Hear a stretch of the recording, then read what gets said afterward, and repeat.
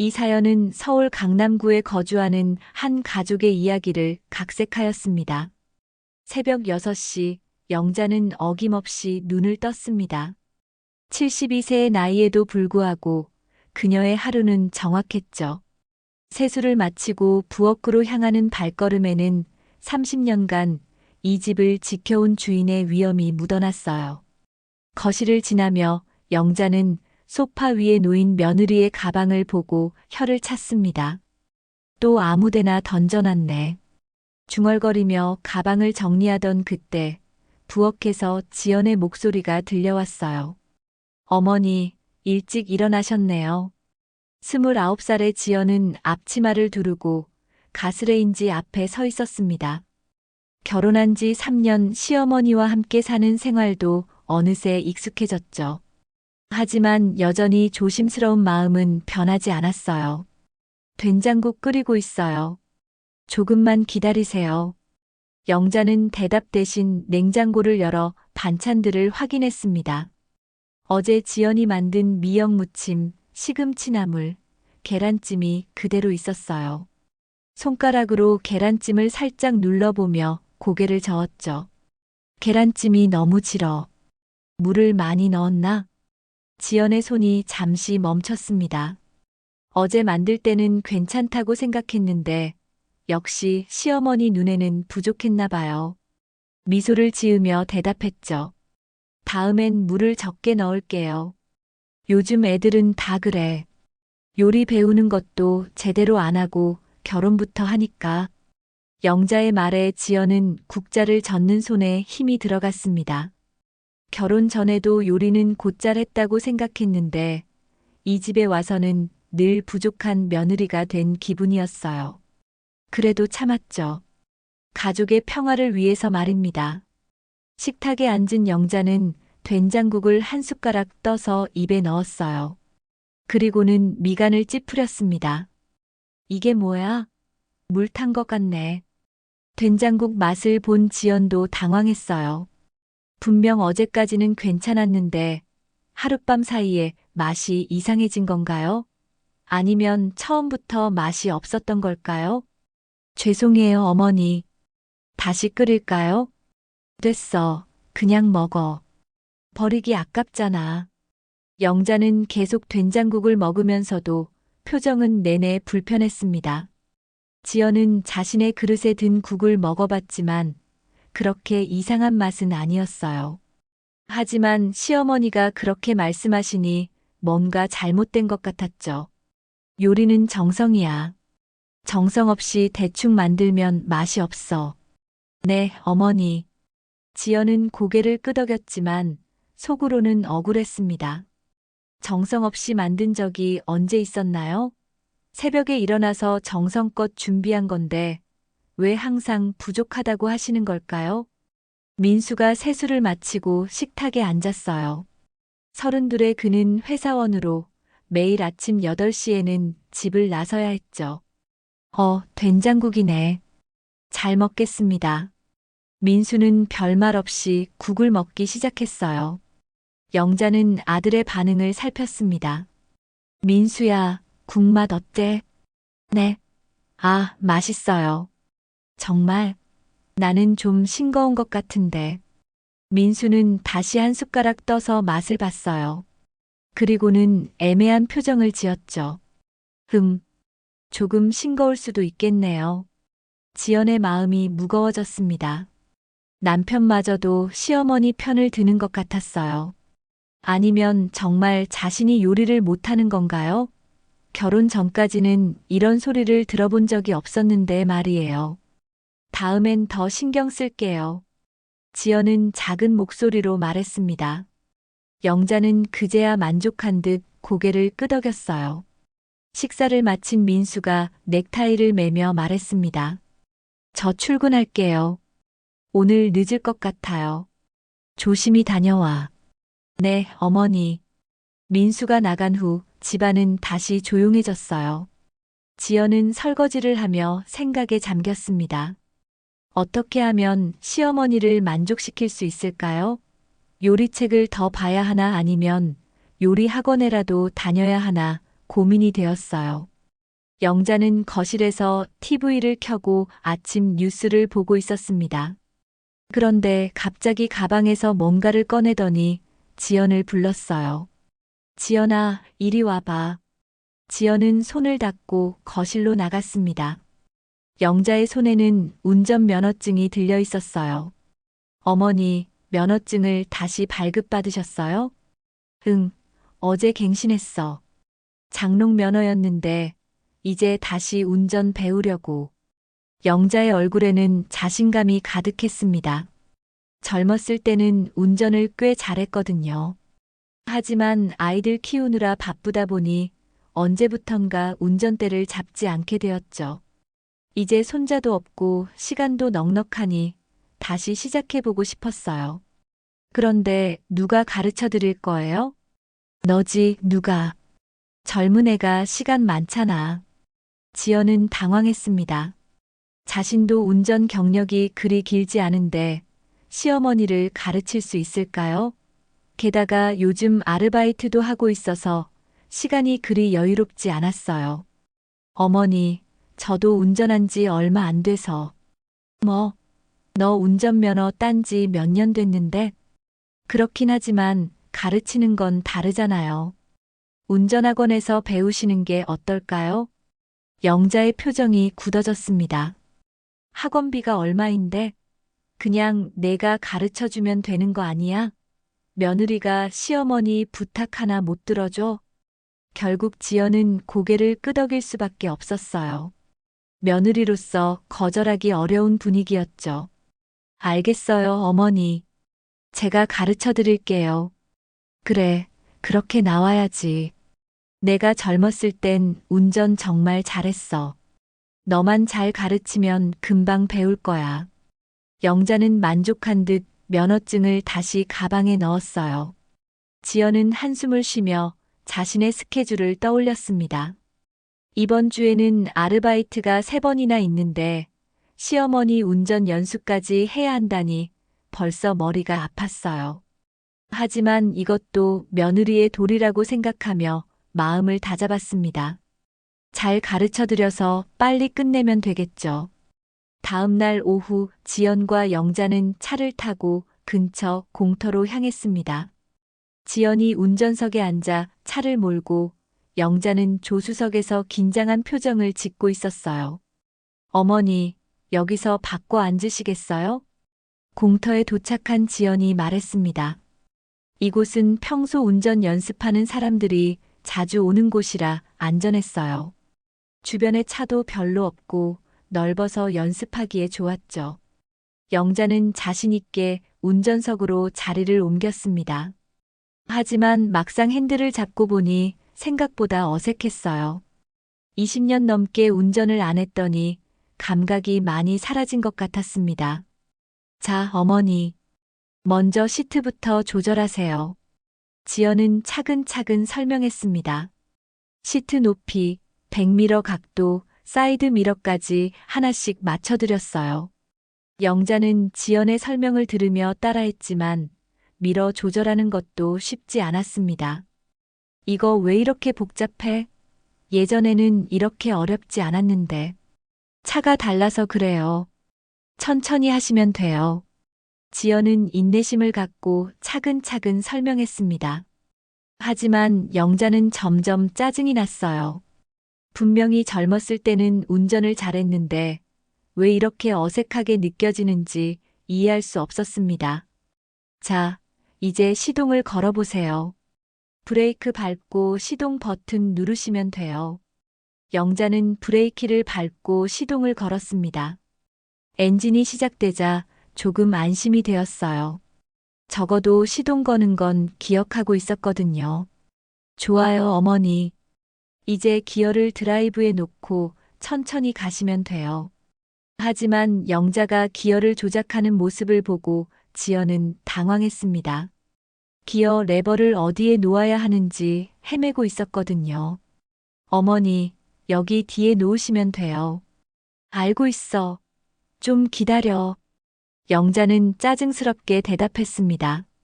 며느리가 자꾸 옆에서 말하니까 더 헷갈렸어요. 겨우 기어를 넣고 엑셀을 밟았는데 차가 갑자기 앞으로 확 나갔습니다. 어머니, 천천히 하세요. 지연이 놀라서 말했지만 영자는 당황해서 더 세게 엑셀을 밟았어요. 차가 빨라지자 영자는 급하게 브레이크를 밟았습니다. 차가 급정거하면서 두 사람 모두 앞으로 쏠렸어요. 어머니, 괜찮으세요? 괜찮아. 그냥 감각이 좀 없어져서 그래. 영자는 자존심이 상했습니다. 젊었을 때는 정말 운전을 잘했는데 이렇게 서툴러 보이는 게 창피했어요. 게다가 며느리 앞에서 못하는 모습을 보이는 것도 싫었습니다. 천천히 다시 해보세요. 엑셀은 정말 살짝만 밟으시면 돼요. 지연은 다시 설명했지만 영자는 지연의 말투가 답답하게 느껴졌어요. 마치 어린아이를 가르치는 것처럼 들렸거든요. 알았어. 그만 좀 해. 혼자 해볼게. 영자는 다시 엑셀을 밟았습니다. 이번에는 조금 나았지만 여전히 어색했어요. 그런데 앞에 커브 구간이 나타났습니다. 핸들을 돌려야 하는데 언제 돌려야 할지 감이 안 왔어요. 어머니, 핸들 천천히 돌리세요. 지연이 조언했지만 영자는 이미 짜증이 나 있었습니다. 너 좀 조용히 해. 집중이 안 돼. 결국 영자는 핸들을 급하게 돌렸고 차가 커브를 크게 돌면서 중앙선을 넘을 뻔했어요. 지연이 깜짝 놀라서 소리쳤습니다. 어머니, 위험해요. 위험하긴 뭐가 위험해. 공터잖아. 영자도 사실은 놀랐지만 며느리 앞에서 인정하고 싶지 않았어요. 오히려 지연이 자꾸 참견해서 실수한 것처럼 느껴졌습니다. 차를 세운 후 영자는 깊게 숨을 쉬었어요. 생각보다 어려웠습니다. 예전에는 이런 게 어렵지 않았는데 나이가 들면서 반응 속도도 느려지고 감각도 둔해진 것 같았어요. 어머니, 오늘은 여기까지 하시죠. 처음이니까 천천히 익숙해지시면 돼요. 지연은 조심스럽게 제안했습니다. 더 연습하면 사고가 날 것 같았거든요. 뭐, 벌써? 겨우 10분도 안 했는데? 그래도 처음이니까. 아니야, 더 해볼 거야. 나 정말 운전 잘했거든. 영자는 고집을 부렸습니다. 며느리 앞에서 이렇게 못하는 모습만 보이고 끝낼 수는 없었어요. 다시 시동을 걸고 연습을 계속했습니다. 하지만 시간이 지날수록 상황은 나아지지 않았어요. 방향 지시등 켜는 것도 깜빡하고 속도 조절도 어려웠습니다. 지연이 조언할 때마다 영자는 더 짜증을 냈어요. 어머니, 여기서 깜빡이 켜셔야 해요. 알았어. 잔소리 좀 그만해. 영자는 핸들을 거칠게 돌리며 소리쳤습니다. 지연은 더 이상 말하지 않기로 했어요. 계속 조언하면 상황만 악화될 것 같았거든요. 결국 1시간 정도 연습한 후에야 집으로 돌아갔습니다. 차 안의 분위기는 내내 어색했어요. 영자는 자신의 실력에 실망했고 지연은 어떻게 말해야 할지 몰라 조심스러웠습니다. 집에 도착한 후 지연은 민수에게 첫 연수 상황을 털어놓았어요. 여보, 어머니 운전 연수가 생각보다 어려워. 왜? 뭐가 어려운데? 민수는 TV를 보면서 대충 대답했습니다. 회사 일로 피곤해서 집중하지 못하고 있었어요. 어머니가 운전하시는데 정말 위험해. 그런데 제가 조언하면 짜증을 내셔. 엄마가 원래 그래. 자존심이 세셔서. 그래도 안전이 중요하잖아. 사고라도 나면 어떻게 해? 지연은 진지하게 말했지만 민수는 여전히 TV에 집중하고 있었어요. 좀 참아. 나이 드신 분이 새로운 거 배우는 게 쉽겠어? 시간이 지나면 나아질 거야. 하지만, 알았어, 알았어. 내가 엄마한테 얘기해 볼게. 민수는 귀찮다는 표정으로 대답했습니다. 지연은 남편이 자신의 고민을 진지하게 받아들이지 않는 것 같아서 속상했어요. 그날 밤 지연은 잠이 오지 않았습니다. 내일 또 연수를 해야 하는데 오늘보다 나아질까요?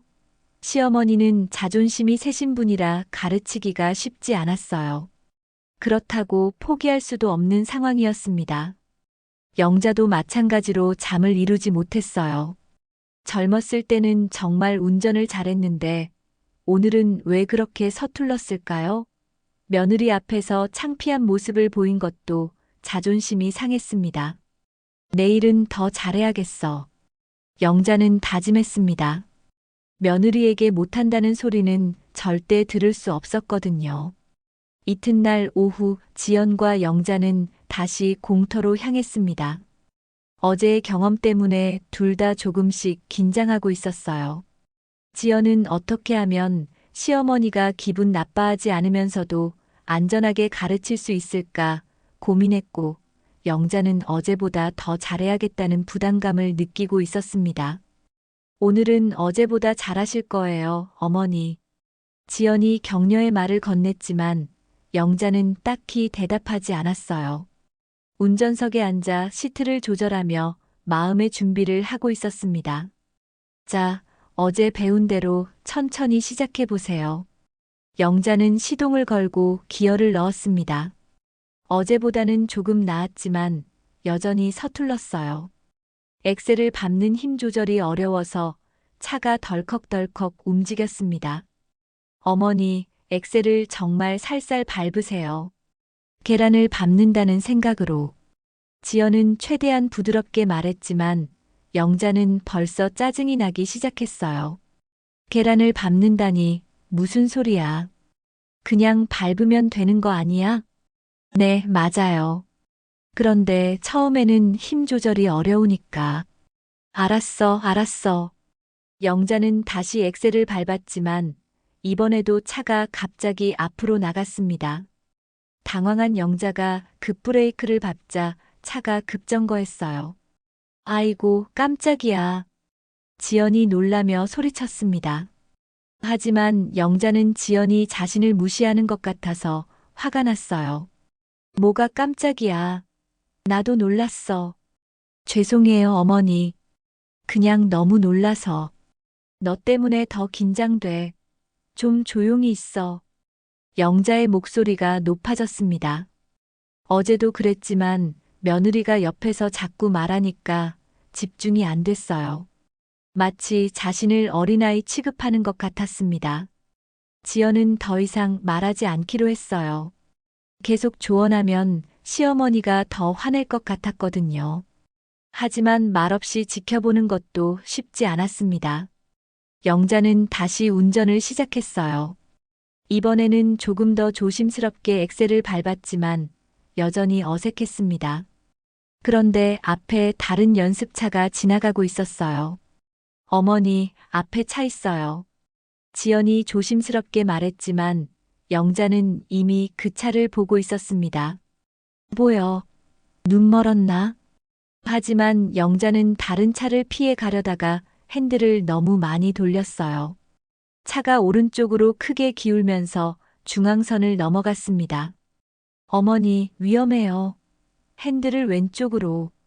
지연이 급하게 소리쳤지만 영자는 당황해서 어떻게 해야 할지 몰랐어요. 핸들을 반대로 돌리려다가 더 크게 꺾었고 차가 좌우로 흔들렸습니다. 어떻게 하라는 거야? 결국 영자가 급브레이크를 밟아 차를 세웠어요. 두 사람 모두 숨을 헐떡이며 서로를 바라봤습니다. 어머니, 괜찮으세요? 괜찮기는 뭐가 괜찮아. 너 때문에 사고 날 뻔했잖아. 영자는 자신의 실수를 인정하기 싫어서 지연을 탓했어요. 사실은 자신이 당황해서 실수한 건데 며느리가 옆에서 자꾸 말해서 더 헷갈렸다고 생각했습니다. 제가 뭘 잘못했나요? 지연은 억울했어요. 위험한 상황에서 도움을 주려고 한 건데 오히려 잘못했다고 하시니 이해할 수 없었습니다. 자꾸 옆에서 지시하고 그러니까 집중이 안 되잖아. 그럼 어떻게 하라는 거예요? 위험한데 가만히 있으라는 거예요? 지연의 목소리도 조금씩 높아졌습니다. 참고 참았지만 이제는 한계였어요. 당연하지. 내가 운전하는데 왜 자꾸 간섭해? 간섭이 아니라 도움을 드리려고 한 거예요. 도움? 오히려 방해가 돼. 영자와 지연의 목소리가 점점 커졌습니다. 둘 다 감정이 격해져서 서로의 말을 제대로 듣지 못했어요. 어머니가 너무 위험하게 운전하시니까 말씀드린 거잖아요. 위험하긴 뭐가 위험해. 나 운전 몇 년 했는데. 그게 20년 전 얘기잖아요. 지연이 그렇게 말하자 영자의 얼굴이 확 달아올랐습니다. 뭐라고? 20년 전? 아, 그게 아니라. 지연은 자신이 말실수했다는 걸 깨달았지만 이미 늦었어요. 나이 많다고 무시하는 거야? 젊은 것이 건방져. 그런 뜻이 아니에요, 어머니. 하지만 영자는 이미 화가 머리끝까지 났습니다. 며느리가 자신을 늙었다고, 능력 없다고 무시하는 것 같았어요. 그런 뜻 아니긴. 그럼 무슨 뜻이야? 그냥 오랫동안 안 하셔서 감각이 좀 뭐 없다고. 영자는 지연의 말을 끝까지 듣지도 않고 화를 냈어요. 자존심이 상해서 더 이상 참을 수 없었습니다. 됐어. 오늘은 그만해. 영자는 시동을 끄고 조수석으로 자리를 옮겼어요. 지연도 어쩔 수 없이 운전석으로 가서 집으로 향했습니다. 집까지 가는 동안 차 안은 꽁꽁 얼어붙었어요. 둘 다 한마디도 하지 않았습니다. 지연은 자신이 말실수한 것을 후회했고, 영자는 며느리가 자신을 무시했다는 생각에 화가 났어요. 집에 도착한 후 영자는 곧바로 자기 방으로 들어갔습니다. 지연은 거실에 혼자 남아 한숨을 쉬었어요. 저녁 시간이 되어 민수가 퇴근했습니다. 집안 분위기가 이상하다는 걸 금방 눈치챘어요. 무슨 일이야? 왜 이렇게 조용해? 지연은 오늘 있었던 일을 민수에게 털어놓았습니다. 운전 연수 중에 다툰 일, 자신이 실수한 말, 시어머니가 화낸 일까지 모든 걸 설명했어요. 어머니가 너무 심하게 말씀하셔. 저도 도움이 되려고 한 건데. 민수는 지연의 말을 듣고 고개를 저었습니다. 엄마가 원래 저래. 자존심이 세셔서 누가 뭐라고 하면 화내셔. 그래도 너무한 거 아니야? 제가 뭘 잘못했다고. 너도 좀 조심해서 말하지. 나이 드신 분한테 그런 식으로 말하면 어떻게 해? 민수의 말에 지연은 더욱 속상했어요. 남편마저 자신을 탓하는 것 같았거든요. 나는 위험해서 말한 건데 왜 다들 저만 탓해? 탓하는 게 아니라 좀 더 신경 써서 말하라는 거야. 알겠어. 내가 다 잘못했어. 지연은 화가 나서 부엌으로 들어갔어요. 저녁 준비를 하면서도 마음이 무거웠습니다. 시어머니와의 관계가 이렇게 어려울 줄 몰랐어요. 그날 저녁 식사 시간, 영자는 나오지 않았습니다. 방에서 혼자 드시겠다고 하셨거든요. 지연과 민수만 식탁에 앉아 조용히 밥을 먹었어요. 내일은 어떻게 할 거야? 민수가 물었습니다. 모르겠어. 어머니가 화나셨는데 어떻게 연수를 계속해? 그래도 엄마가 부탁하신 거니까 끝까지 해드려야지. 그럼 여보가 해. 나는 회사 다니잖아. 결국 지연이 계속해야 하는 상황이었어요. 하지만 어떻게 시어머니의 기분을 풀어드릴지 막막했습니다. 그날 밤 지연은 또다시 잠을 이루지 못했어요. 내일 어떤 얼굴로 시어머니를 마주해야 할까요? 사과를 해야 할까요? 아니면 그냥 모른 척 해야 할까요? 영자도 마찬가지였습니다. 며느리의 말이 계속 마음에 걸렸어요. 정말 자신이 그렇게 늙어 보이나요? 운전도 못할 만큼 능력이 없어 보이나요? 자존심이 상해서 잠들 수가 없었습니다. 다음 날 아침 집안 분위기는 얼음장처럼 차가웠습니다. 영자는 평소보다 늦게 일어나 부엌에 나타났고 지연은 이미 아침 준비를 마친 상태였어요. 둘은 서로 눈도 마주치지 않았습니다. 아침 드세요. 지연이 조심스럽게 말했지만 영자는 대답 대신 식탁에 앉았어요. 어제 만든 미역국과 반찬들이 그대로 차려져 있었습니다.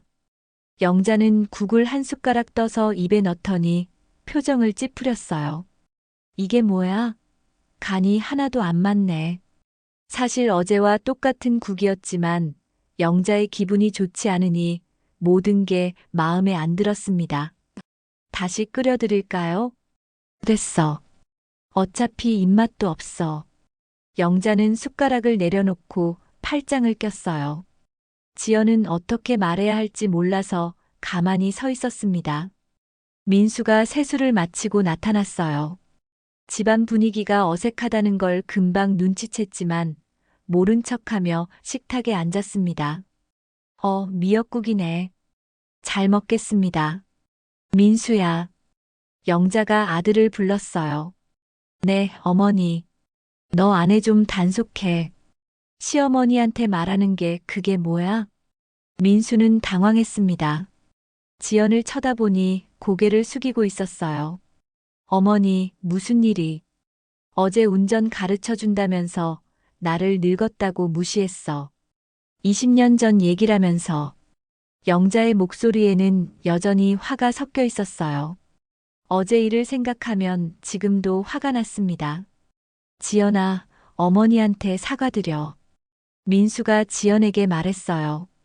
지연은 억울했지만 상황을 더 악화시키고 싶지 않아서 고개를 숙였습니다. 죄송합니다, 어머니. 제가 말을 잘못했어요. 하지만 영자는 쉽게 용서하지 않았어요. 사과한다고 다야? 마음에 상처받은 건 어떻게 해? 정말 죄송해요. 그런 뜻이 아니었는데. 그런 뜻이 아니었다고?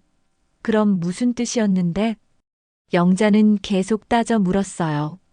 지연은 더 이상 뭐라고 말해야 할지 몰랐습니다. 민수가 중재에 나섰어요. 어머니, 지연이도 사과했으니까 이제 그만. 너도 아내 편만 드는구나. 어머니는 상관없고 그런 게 아니라. 됐어. 나는 이제 운전 안 배울 거야. 영자는 화가 나서 자리에서 일어났어요.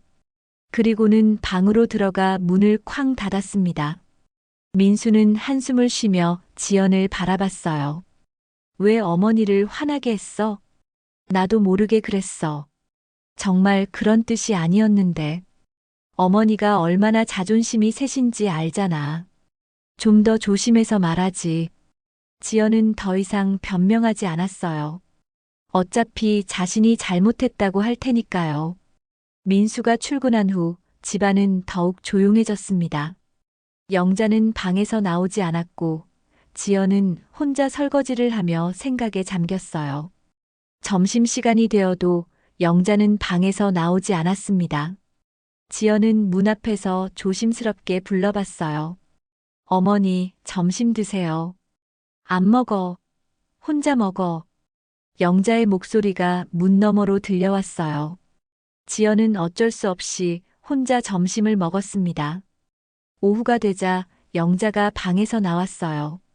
하지만 지연과는 여전히 말을 하지 않았습니다. 거실에서 TV를 보면서도 지연이 다가오면 채널을 바꾸거나 자리를 옮겼어요. 지연은 빨래를 개면서 시어머니의 눈치를 봤습니다. 어떻게 하면 기분을 풀어드릴 수 있을까요?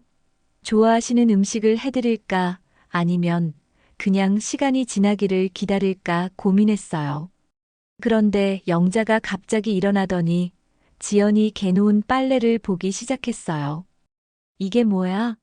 내 옷 이렇게 개는 거야? 영자는 자신의 블라우스를 들어 올리며 불만을 표했습니다. 어떻게 잘못 개었나요?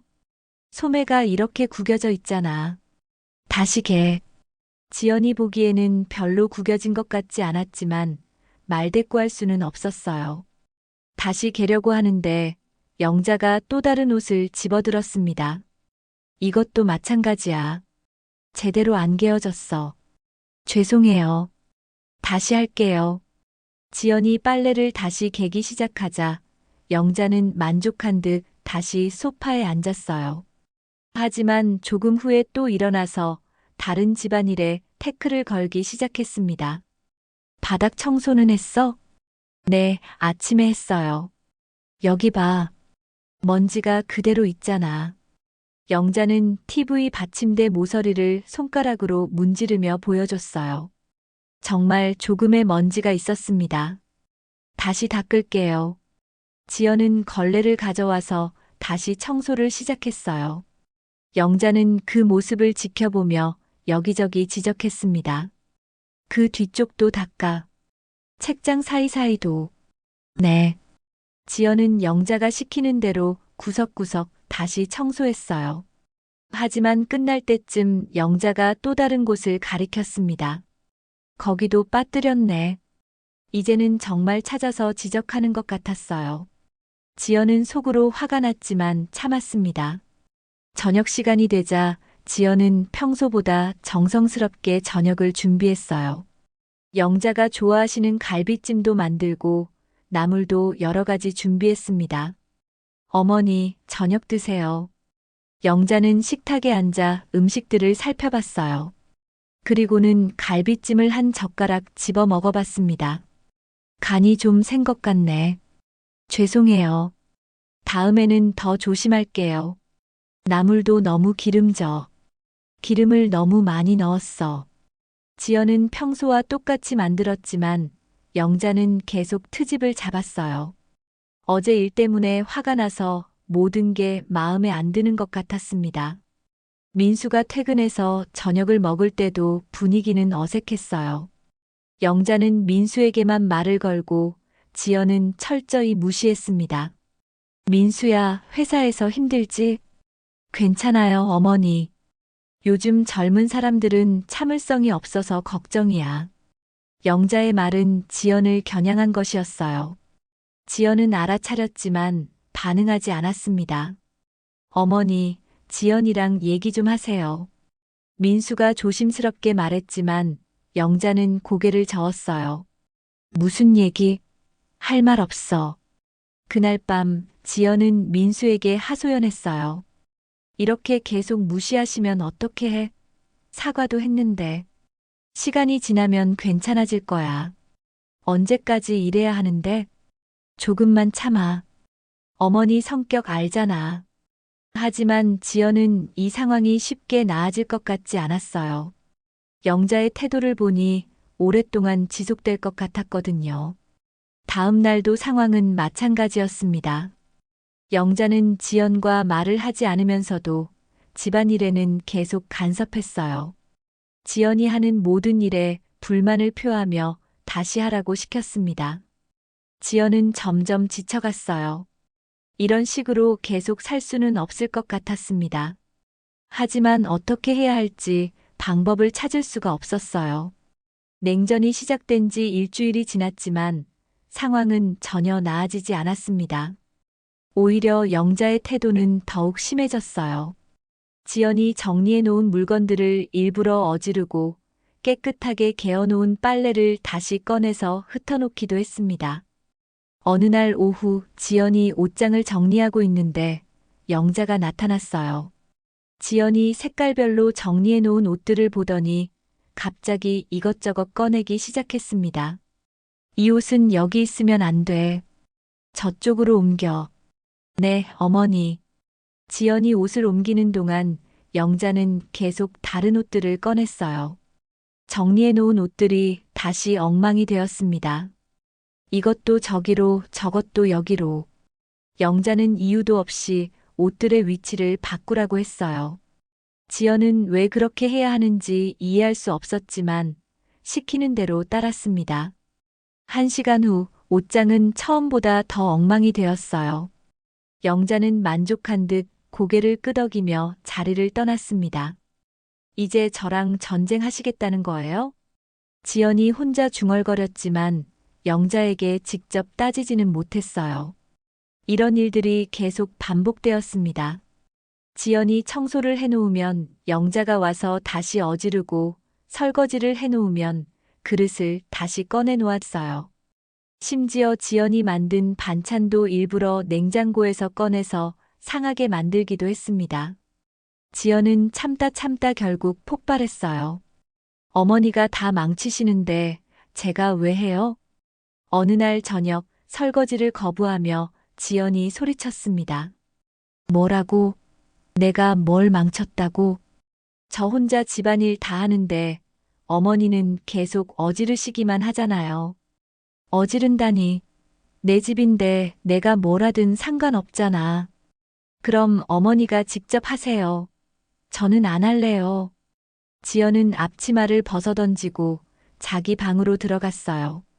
영자는 그 모습을 보고 더욱 화가 났습니다. 민수가 퇴근했을 때 부엌에는 설거지할 그릇들이 그대로 쌓여 있었어요. 왜 설거지가 안 되어 있지? 너 아내가 설거지를 거부했어. 영자가 민수에게 하소연했습니다. 지연이가 왜? 시어머니한테 대들고 집안일도 안 하고 저런 게 어디 며느리야?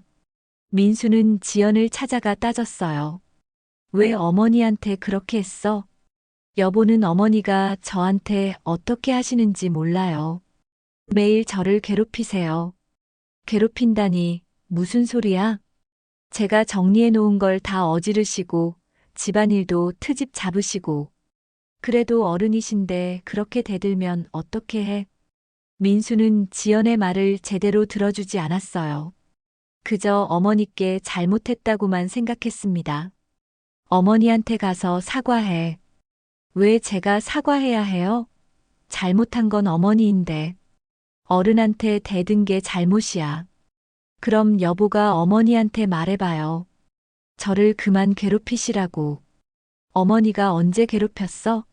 그냥 내가 예민한 거야. 지연은 남편마저 자신을 이해해주지 않는다는 사실에 절망했어요. 며칠 후 큰아버님 집에서 가족 모임이 있었습니다. 온 가족이 모이는 자리였는데 영자는 이 기회를 놓치지 않았어요. 우리 지연이가 요즘 말이 많아졌어. 친척들이 모인 자리에서 영자가 말을 꺼냈습니다. 무슨 일이세요, 형수님? 큰아버님이 물었어요. 며느리가 시어머니를 무시해. 나를 늙었다고 하고 집안일도 제대로 안 하고.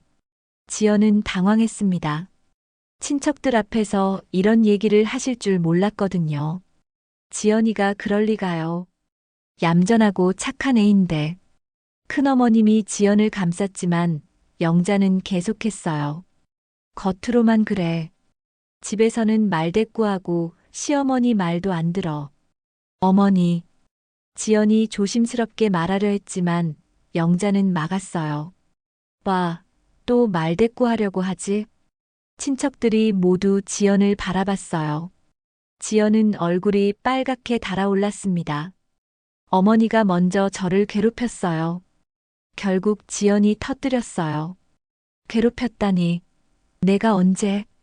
매일 제가 하는 일마다 트집 잡으시고 정리해 놓은 것도 어지르시고. 그게 괴롭히는 거야? 내 집인데. 친척들 앞에서 고성이 오갔어요. 모두들 당황해하며 말리려 했지만 둘 다 멈추지 않았습니다. 지연아, 그만해. 민수가 지연의 팔을 잡으며 말렸지만 지연은 억울함을 참을 수 없었어요. 왜 저만 그만하라고 해요? 어머니도 잘못하셨잖아요. 어른한테 그렇게 말하는 게 어디 있어. 결국 가족 모임은 파국으로 끝났어요. 지연과 민수는 먼저 자리를 떠나야 했습니다. 집으로 돌아오는 차 안에서 민수가 화를 냈어요. 친척들 앞에서 왜 그렇게 했어? 저도 참을 만큼 참았어요. 그래도 어른이신데. 어른이시면 며느리를 괴롭히셔도 되는 거예요? 괴롭히는 게 아니라 내가 잘못해서 혼내시는 거야. 그럼 제가 뭘 잘못했는데요? 민수는 대답하지 않았어요. 하지만 표정으로는 지연이 잘못했다고 생각하는 것 같았습니다. 집에 도착하자 영자가 기다리고 있었어요. 민수야, 너 아내 좀 단속해. 친척들 앞에서 저렇게 창피를 주다니. 죄송합니다, 어머니. 제가 잘못 교육했습니다. 민수가 고개를 숙이며 사과했어요. 지연은 그 모습을 보고 더욱 절망했습니다. 어머니한테 사과해. 싫어요. 뭐라고? 제가 뭘 잘못했는지도 모르는데 왜 사과해요? 지연은 더 이상 굽힐 수 없었어요. 계속 자신만 잘못했다고 하는 것이 견딜 수 없었습니다. 내가 어른한테 대든 게 잘못이야. 어머니가 먼저 저를 무시했어요. 언제 무시했어? 운전 연수할 때부터 계속 저를 무시하셨잖아요. 영자와 지연의 갈등은 더욱 깊어졌어요. 이제는 서로 양보할 생각이 전혀 없었습니다. 그날 밤 지연은 친구에게 전화를 걸었어요. 언니, 나 정말 못 살겠어. 왜? 무슨 일이야?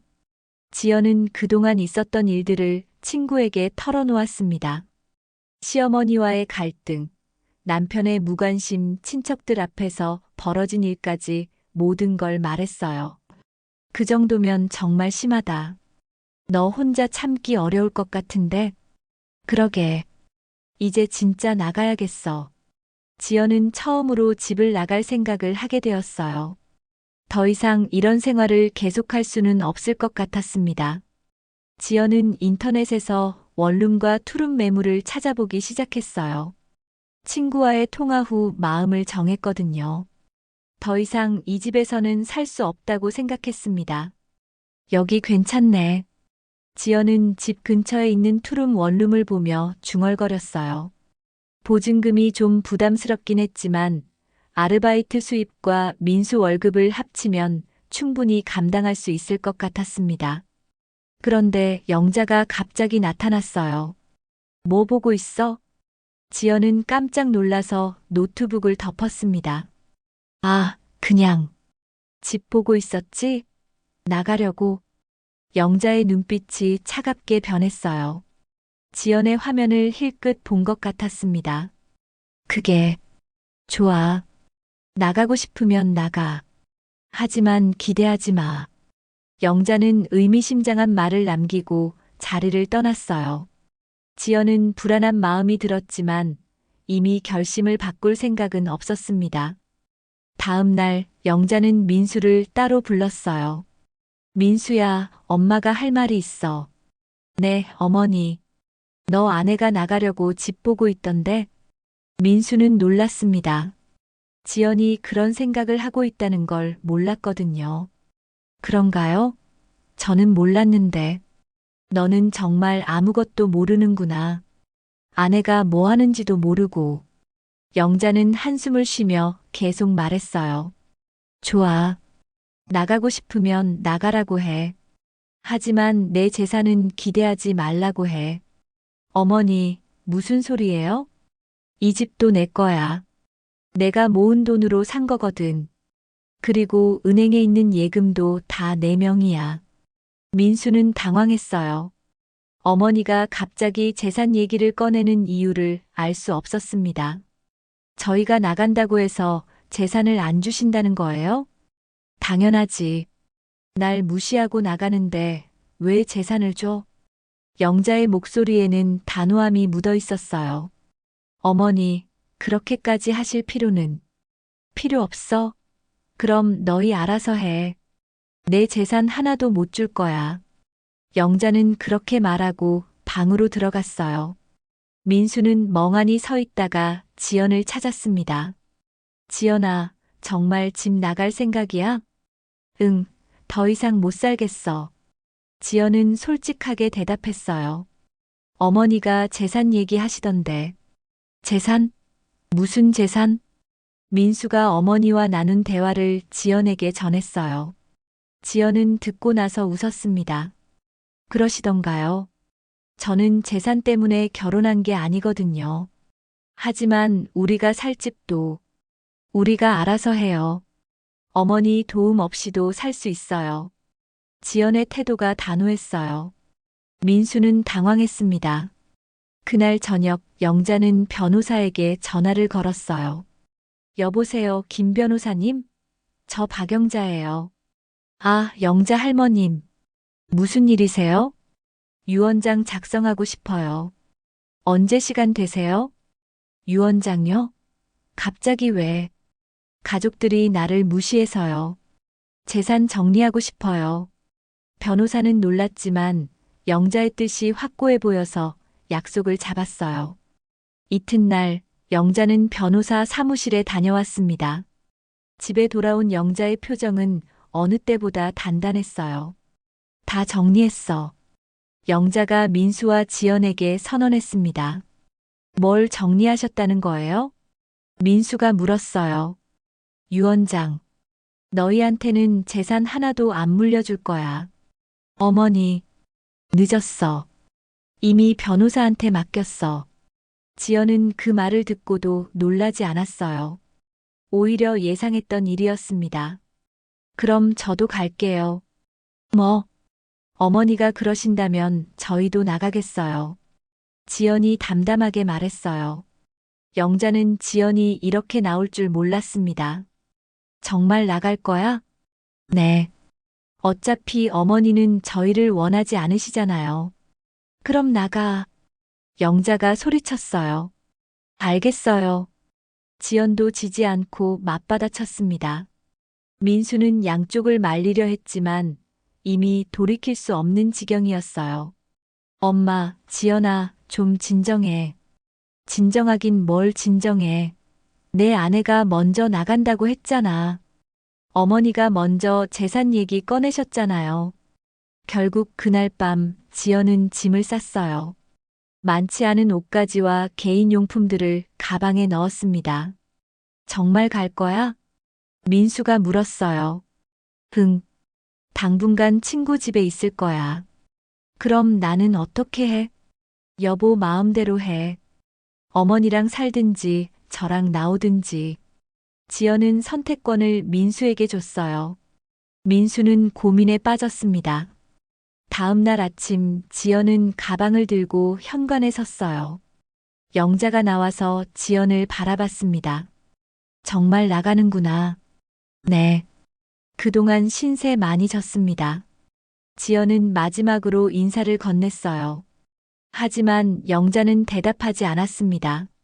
잘 가. 다시는 돌아올 생각하지 마. 영자의 차가운 말에 지연은 아무 대답 없이 문을 나섰어요. 민수는 회사에 간 상태였고 집에는 영자만 남았습니다. 갑자기 조용해진 집을 바라보며 영자는 복잡한 기분이었어요. 오후에 민수가 퇴근했을 때 집은 이상하게 조용했어요. 어머니, 지연이는 나갔어. 아침에 정말 나갔네. 민수는 멍하니 서 있었어요. 정말로 아내가 집을 나갈 줄은 몰랐거든요. 너도 나가고 싶으면 나가. 영자가 차가운 목소리로 말했어요. 어머니, 어차피 아내 편이잖아. 같이 나가. 민수는 어떻게 대답해야 할지 몰랐어요. 어머니와 아내 사이에서 선택해야 하는 상황이 왔습니다. 그날 밤 영자는 혼자 저녁을 먹었어요. 평소에는 세 명이 앉던 식탁에 혼자 앉으니 이상했습니다. 하지만 후회하지는 않았어요. 자신을 무시한 며느리를 용서할 수 없었거든요. 민수는 지연에게 전화를 걸었어요. 어디 있어?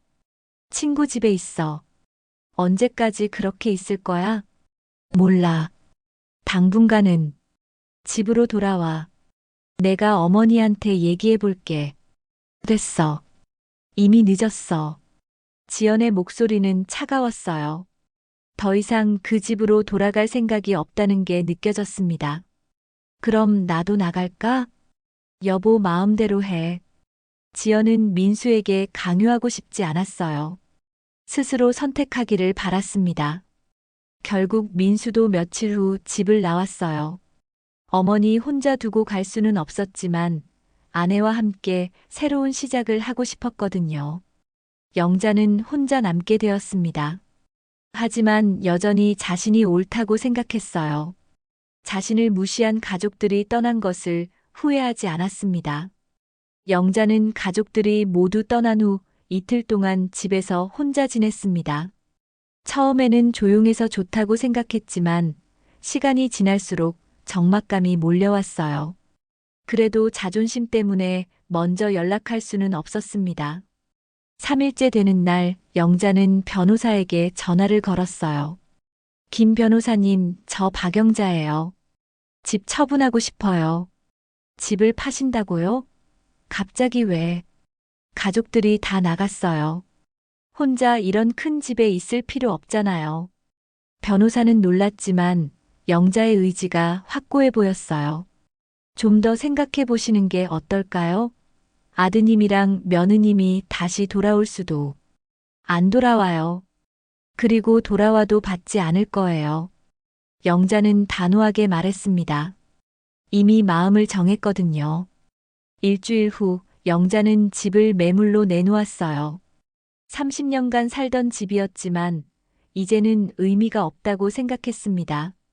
지연과 민수 없이는 너무 큰 집이었거든요. 한 달 만에 집이 팔렸어요. 영자는 그 돈으로 시내 한복판에 있는 고급 아파트를 샀습니다. 새 아파트는 20평 정도의 작은 공간이었지만 혼자 살기에는 충분했어요. 이사 당일 영자는 마지막으로 예전 집을 둘러봤습니다. 지연이 정성스럽게 가꿔놓은 작은 화분들, 민수가 어릴 때 놀던 거실 가족들과 함께 밥을 먹던 식탁까지 모든 게 추억이었어요. 하지만 영자는 감정을 억눌렀습니다. 자신을 무시한 가족들을 위해 눈물 흘릴 수는 없었거든요. 다 끝났어. 영자는 중얼거리며 집 열쇠를 새 주인에게 넘겨줬어요. 새 아파트는 깔끔하고 현대적이었습니다.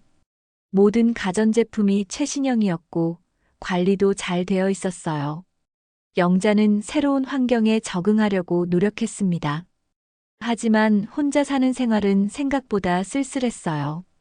아침에 일어나도 만들어줄 사람이 없고 저녁에도 혼자 먹어야 했습니다. 그래도 영자는 자신의 선택을 후회하지 않았어요. 이게 낫지. 눈치 볼 필요도 없고. 영자는 혼자 중얼거리며 스스로를 위로했습니다. 한편 지연과 민수는 원룸에서 새로운 생활을 시작했어요. 좁은 공간이었지만 시어머니 눈치 보지 않고 살 수 있어서 자유로웠습니다. 여보, 우리 잘한 걸까? 어느 날 저녁 지연이 민수에게 물었어요. 뭐가? 집에서 나온 거 말이야. 어머니 혼자 두고. 민수는 잠시 생각했어요. 사실 어머니가 걱정되긴 했지만 지연과의 생활도 소중했습니다. 어머니가 원하신 거잖아. 우리더러 나가라고 하셨으니까. 그래도 지연도 마음 한편으로는 영자가 걱정되었어요. 아무리 미웠지만 가족이었거든요. 한번 안부라도 물어볼까? 어머니가 받으실까? 모르지. 그래도 해보자. 민수가 어머니에게 전화를 걸었어요. 하지만 영자는 받지 않았습니다. 안 받으시네. 그럼 문자라도 보내자. 지연이 제안했어요. 민수는 어머니에게 안부 문자를 보냈습니다. 어머니, 잘 지내세요? 연락이 안 되어서 걱정됩니다. 하지만 영자는 답장하지 않았어요. 문자를 보고도 모른 척 했습니다. 뭘 걱정해? 너희가 나간 거잖아. 영자는 혼자 중얼거리며 문자를 지웠어요. 몇 주가 지났지만 영자는 여전히 연락을 받지 않았습니다. 민수가 아무리 전화해도 받지 않았고 문자에도 답하지 않았어요.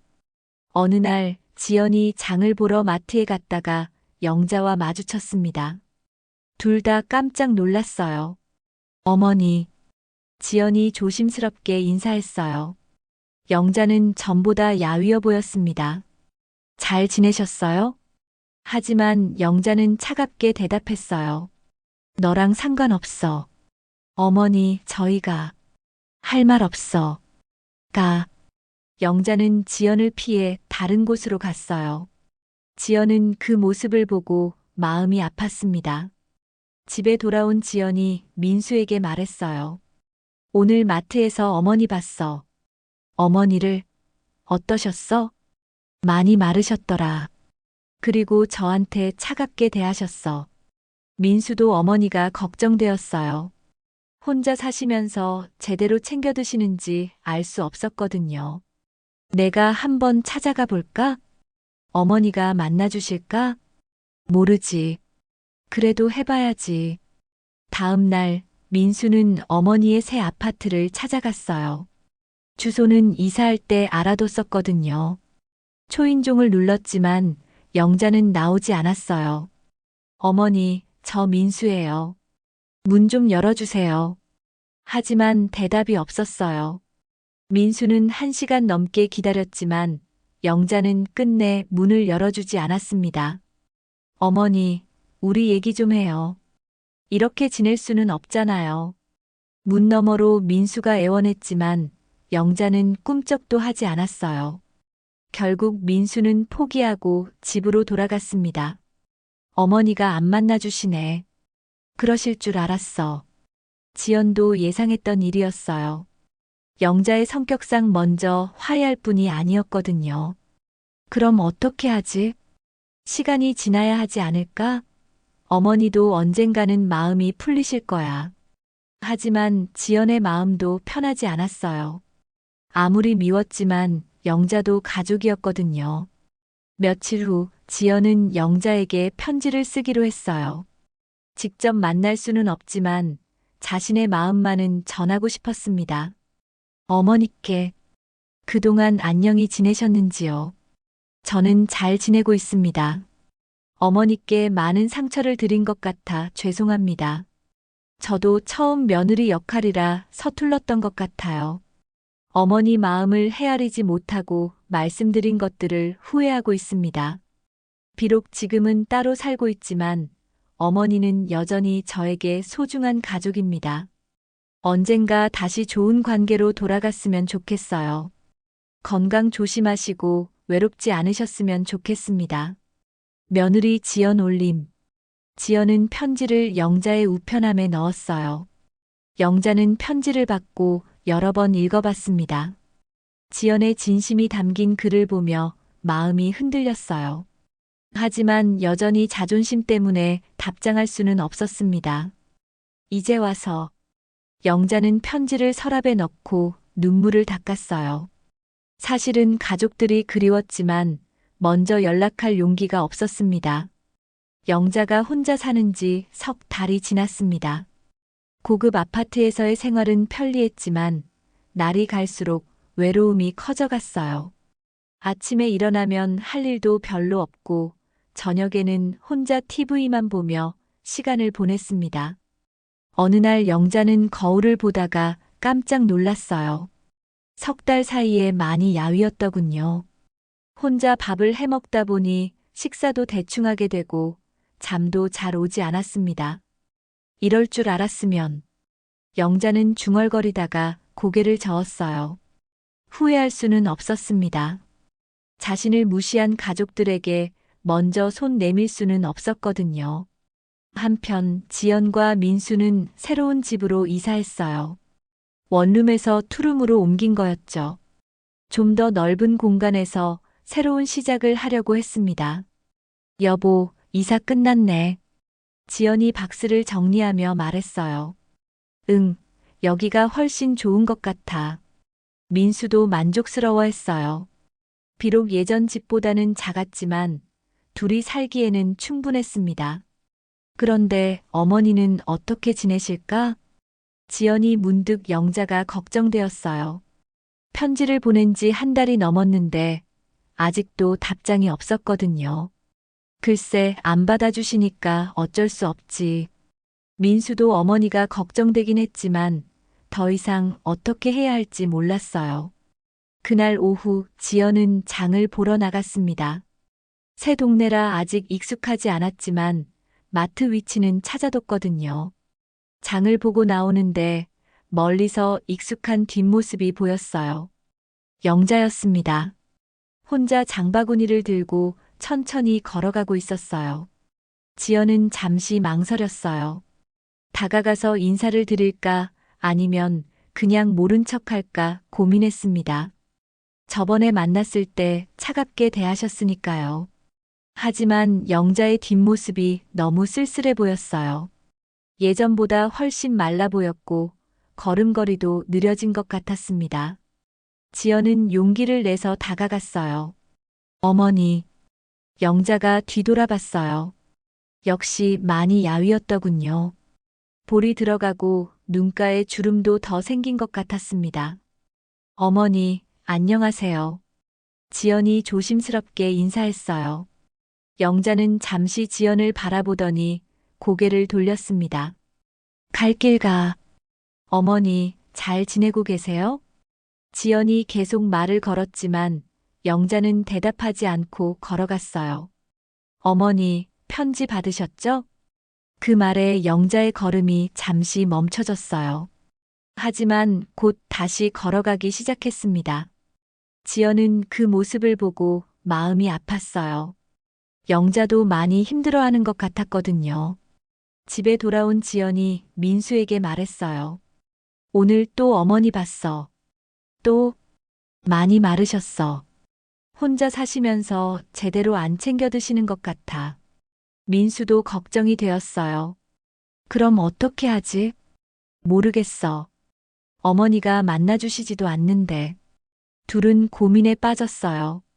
영자가 걱정되지만 먼저 화해하려고 해도 받아주지 않으니 방법이 없었습니다. 며칠 후 민수는 다시 어머니 아파트를 찾아갔어요. 이번에는 좀 더 오래 기다려보기로 했습니다.